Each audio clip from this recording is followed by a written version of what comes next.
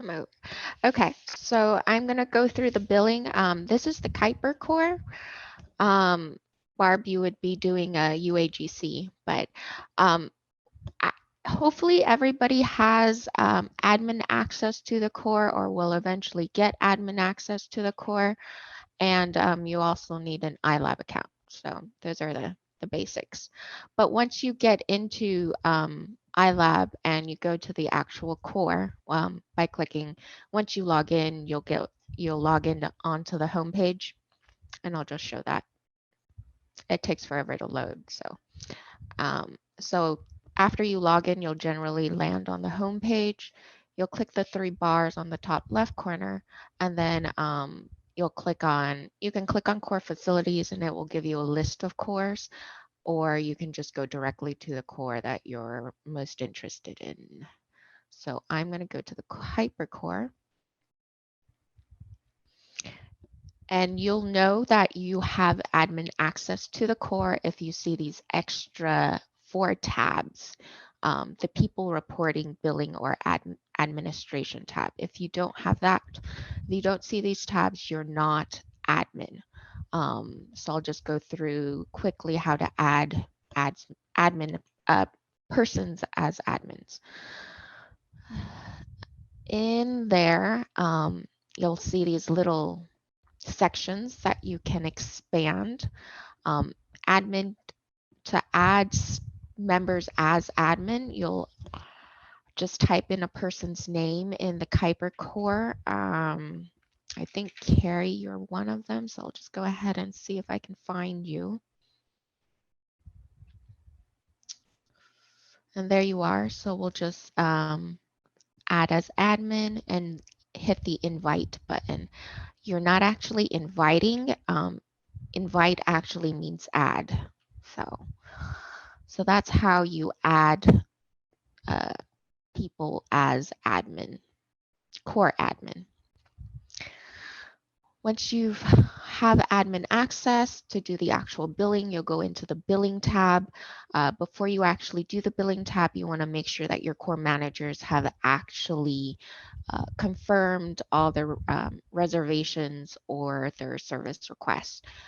Because Kuiper does have equipment, one way to check is to go into schedule equipment, click on the confirm usage, and just take a look at what hasn't been confirmed. And this will again take forever.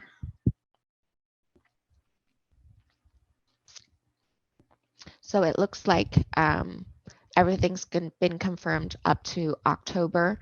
If you see any dates here that are before your billing date, so we are billing for September. If there's anything September or prior to that, then we generally will email the core managers and have them confirm.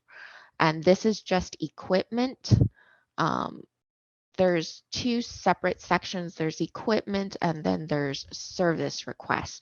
Kuiper core tends to be more equipment heavy rather than services.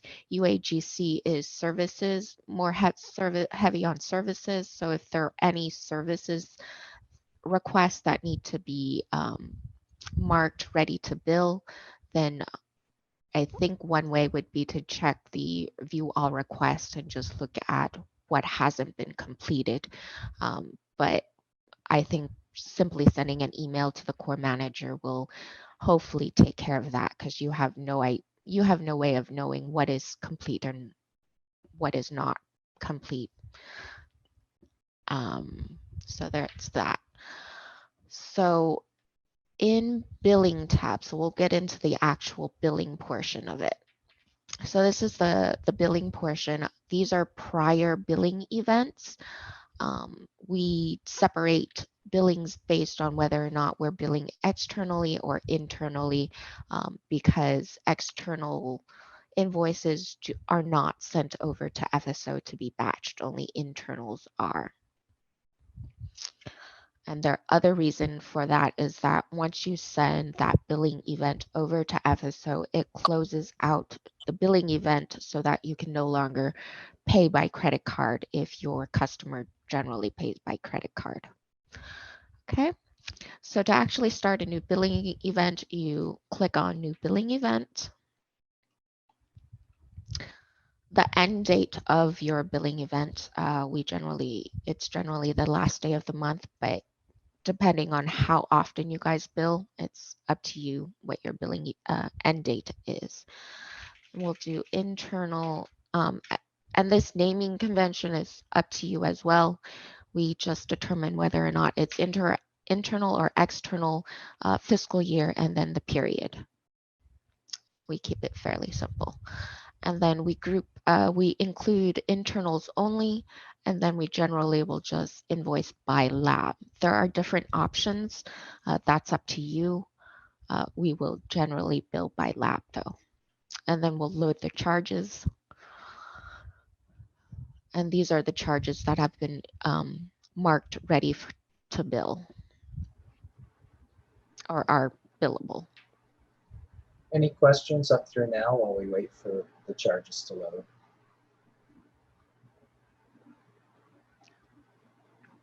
None for me. Sure. I would have just one question. If I'm to be the backup or a backup for this process, would there be a step-by-step, or could there be a step-by-step procedure if I'm only going to be doing them, small, with a long length of time in between? Just a thought. We do have a procedures guide. I don't know how recently it's been updated, but it shouldn't take much to tweak so that you would have a step-by-step guide. That would be great. Even And just the basics. And then, of course, if I had any questions, I would ask. yeah, absolutely. And just so everyone else on the call is aware, these are our processes within Arizona Research Labs, RII, whatever you want to call us at this point. I don't even know. How you define the responsibilities between who checks reservations off as completed or services off as completed is up to you. We just found that it makes the most sense to have the folks that are in the core be the ones to check the services as completed and the reservations and appointments as completed, because they're the ones that are on the ground actually doing the work. I'll turn it back over to Jean. Okay. So once these charges are loaded, so all of these charges are the charges that are billable. Generally, what we'll look for is anything that is flagged. Yellow flag means it's not billable for whatever reason. If you want to find out why, you can hover over it and it will show you why it's not billable. The red flags are your most important ones that you want to review. This one shows that there is no payment account, and that usually tends to happen because either there was a core manager override, because when customers reserve either their equipment or submit a service request, they have to provide a payment account. At least that's how we set up it set that up in our course. So all the red ones are generally missing payment information. Once in a while, you'll see I think a red flag. You may see a flag if the account hasn't expired or the customer no longer has access to that core. I'm sorry, to that account, to that payment account. I believe that's also flagged in red. So one way we kind of determine we can either help them, so we first take a look at the accounts they have available. One option that I usually take is I usually see what account that we've billed before previously, and I'll do change this from active requests to all requests. Oh, it looks like this one actually has a payment number. Let me see what happened. So it's a possibility that payment number is a default payment number, but we'll see when that. So it looks like the payment account is this one, but for some reason it didn't get translated over. So that does happen sometimes. Okay, so most of these charges are actually on the 210-0917 account, but there are two charges that were not, that payment account was not flagged or not used for it. So, so at that point, I'll just usually just select the account for them. You don't have to, because you can always email the PI of the lab group and say, hey, you don't have accounts, please select it. At this point, it doesn't matter right now. It's only when you actually submit the billing event that if there are any invoices that do not, or any charges on invoices that do not have payment accounts, you will not be able to submit to FSO. So even though there are charges that do not have billing payment accounts selected, at this point, it's not that important, but it will become important. So once your charges are loaded and you've reviewed them to make sure, just a quick review of the accounts. Oh, okay. So this one, if you see, there's a, I don't know if you can see that, but that's a $sign with a red circle with an exclamation point. That just tells you that the account is going to expire on this date. So that's how you kind of read those icons. You can hover over them and you get more information. So I'm just going to create this billing event. I don't know if everybody caught that, but she literally clicked the button that said create down at the bottom left.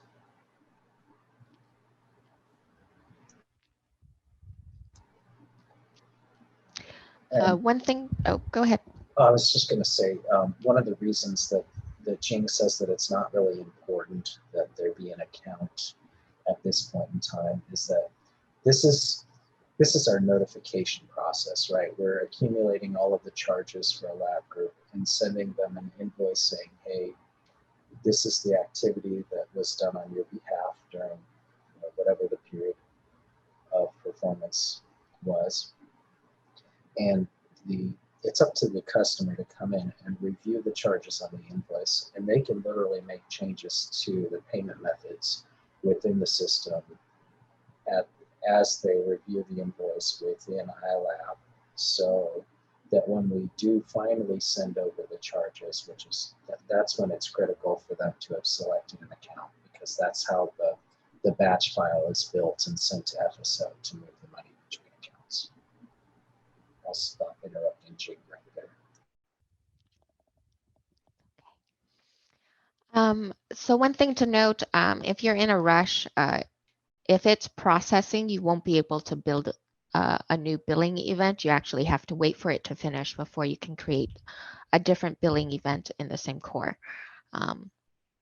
That's just one thing we found out. But so to actually get into the billing event, you can either click on summary or invoices. Invoices will show you a list of invoices. Summary will show you some pie charts.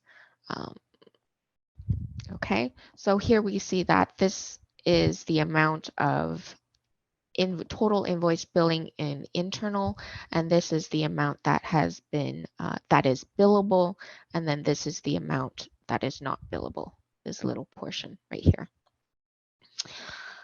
There are 4 tabs or 5 tabs right now.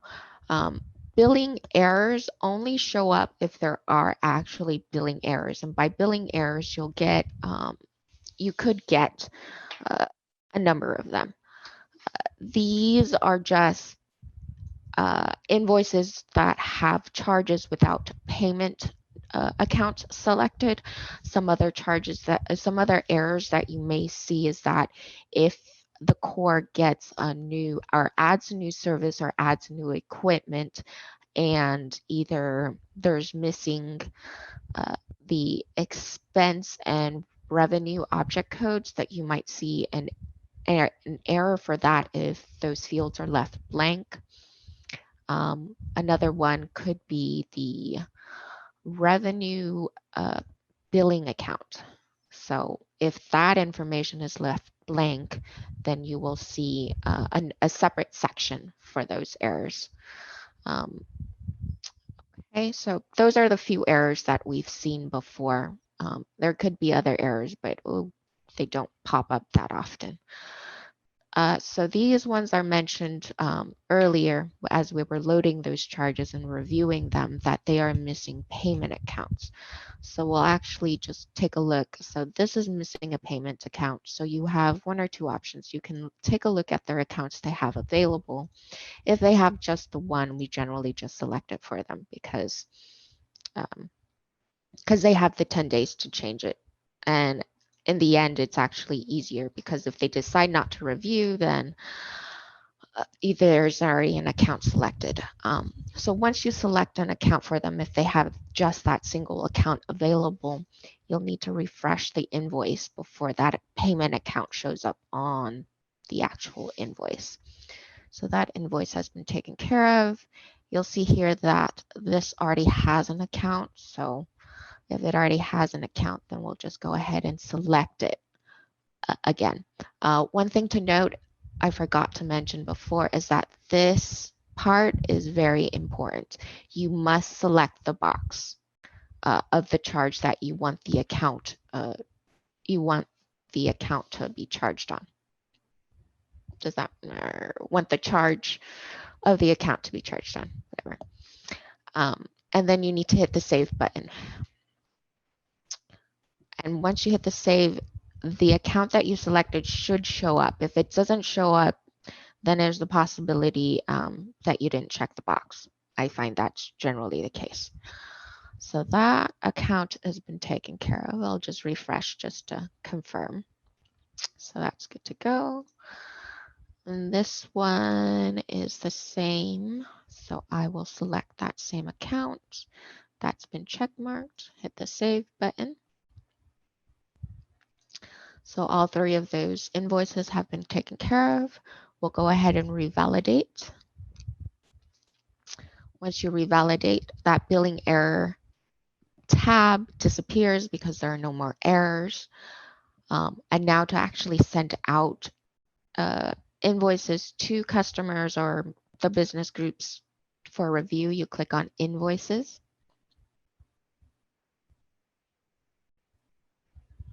And wait for it to load. So these are your list of invoices. They've been grouped by lab group. So all charges for this lab group will be on one invoice.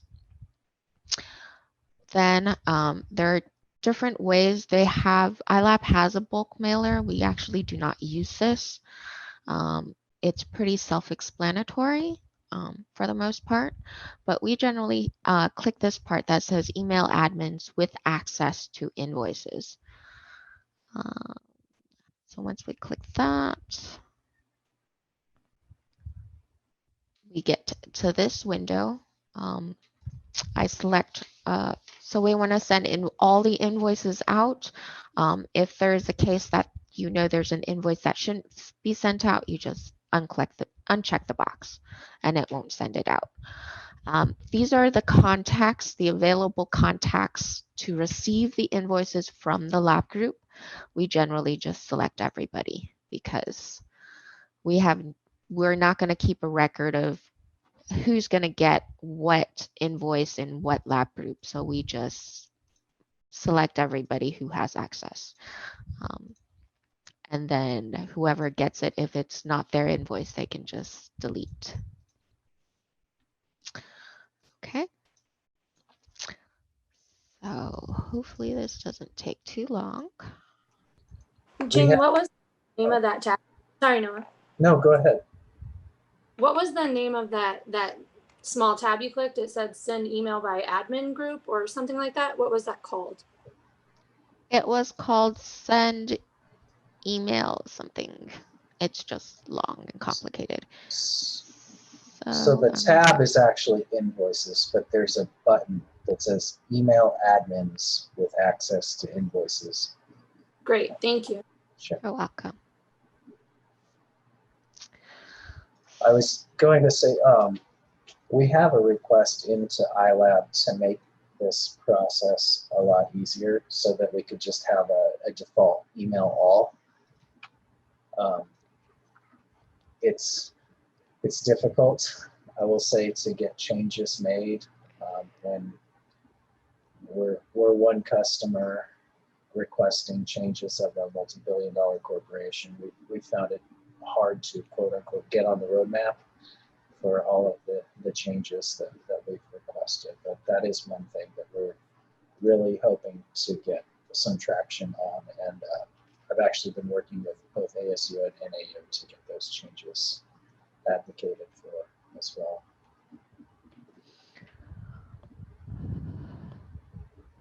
Okay.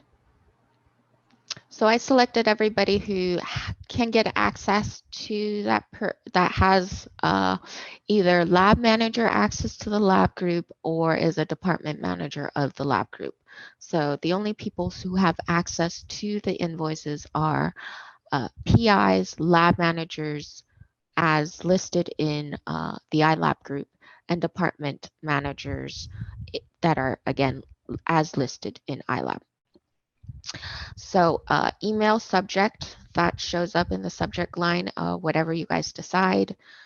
We just have a general format of the core and then the invoice period that this invoice is for. Then we do a basic message and then to please review and make any changes within its 10 calendar days and not business days. That means it includes weekends, so, and holidays. And then that's basically it. And then we'll, this box, if you want a copy of the email, I generally do. That way I know that it's actually been sent. So I'll click the send message and invoice PDF. And then I'll click OK. And then invoices are off. And that pretty much ends the internal portion. And then you have the external portion, which is basically the same thing.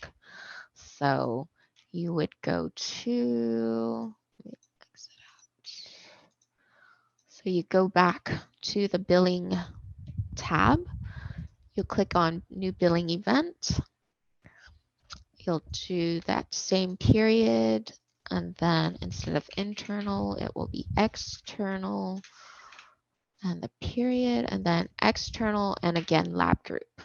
I have found that some external customers will request that it be based by PO number, but since we don't really know, they generally will email us, and then once I do know, I will actually, let me just load these charges first. And we don't have any external customers. So we're actually all done with billing for Kuiper. But if you did need to divvy up based on PO and the PO is listed as a payment number in that on those charges, you could group by payment information instead. But our default is by lab group. Questions, comments, concerns? I do have a question. I guess it's more specific to Kuiper Core, but is there often external customers for this facility? Like, I guess just whoever is most familiar with the billing on it?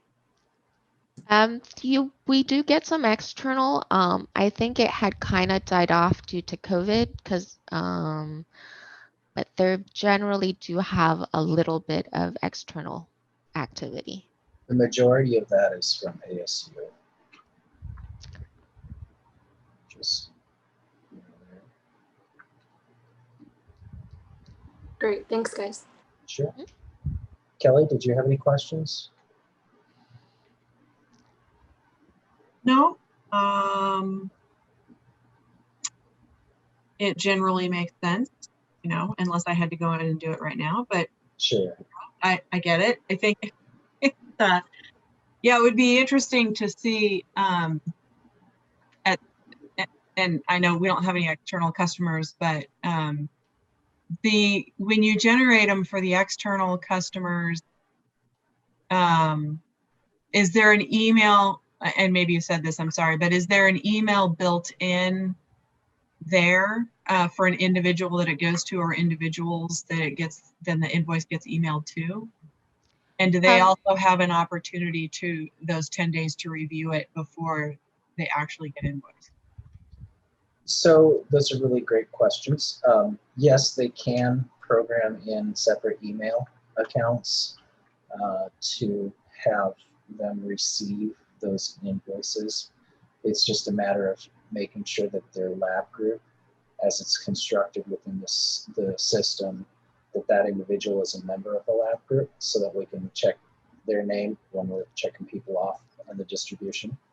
And in terms of the review period, so keep in mind you're talking about external customers, and there's no billing file that we can drop and just move money between accounts. So 10 days is, if they get us the money within 10 days, we're very happy, right? When you're talking about an external company, you're talking about actually moving cash from another institution to our institution. So Sure.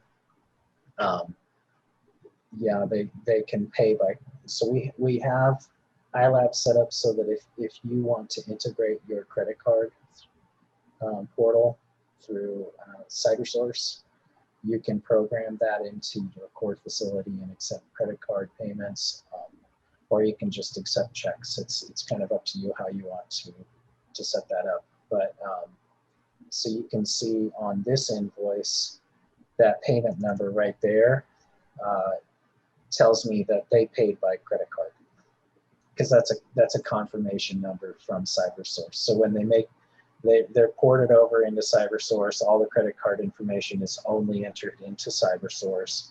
When the transaction goes through successfully in CyberSource, CyberSource just sends a token back to iLab that marks the invoice as complete and records the confirmation number.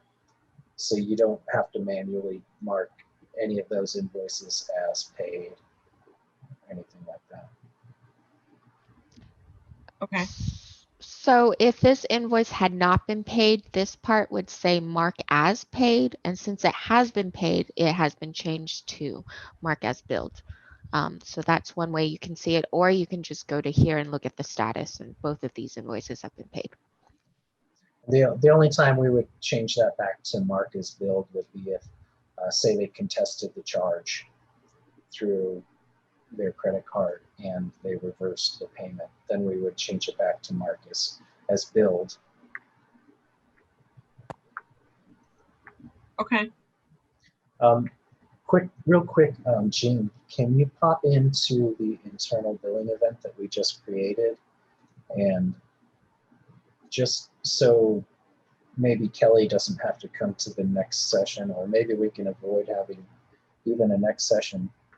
So the entirety of the next session of training would be covering any billing errors that might pop up between now and then. Say somebody loses access to an account, and then literally clicking the button that says send file to ERPUA. Because clicking that button is what tells iLab that, okay, hey, we're done, the review period's over, send the file to FSO, and then it batch processes all the, there's no IDs created, it just posts the revenue to your account and posts the expenses to the customer's account. If you do not see this button, that probably means there were some billing errors. So you'll need to fix that before the button shows up. One thing to also note is that you should always revalidate before you hit the button, because if there are any errors after it redetermines it before it actually sends the file, then that file won't actually get sent to FSO. Does that make sense? Okay. yeah, that's about it. Any other questions? Or we fully expect there to be questions as you actually move through the process and work in the system, but you know, we just wanted to show you guys it's pretty intuitive, pretty easy. It's a lot less work than manually creating all the IVs to send this stuff out, especially when you get into cores like Barb's with hundreds of lab groups as customers each month. So if there aren't any other questions, I think Barb has some UAGC specific stuff that she wants to go through. So we'll stick on the call for that. But if Kelly and Carrie and Michael and Christina, if you don't have any questions, we'll let you go. I think I have a question. At the very beginning, when you went to the schedule equipment tab, Mm-hmm. so that whole process is to see what's available to begin your billing, right? No, this process is to make sure we have started to do this is because so that we do not see at the end of the year reservations from like July that haven't been invoiced. Oh, okay. Yeah, we're So making you're just- sure that the staff have done their job and actually confirmed all of the activity within the core before we begin the process of billing. It's just checks, you know, kind of helping. So for them out. example, right now, this is something that Julian Weber does. Is that correct for Kuiper I core? think Julianne and Jerry both. It really depends. I think they split it between instrument, but I'm not entirely sure. Yeah, I just wanted to make sure I was following the actual process, but one of them is going in doing this part, and Michael and I would just be verifying that they are going in and making sure the charges are being confirmed. That's correct. It's the primary responsibility of the staff in the core. We just provide a safety net, essentially.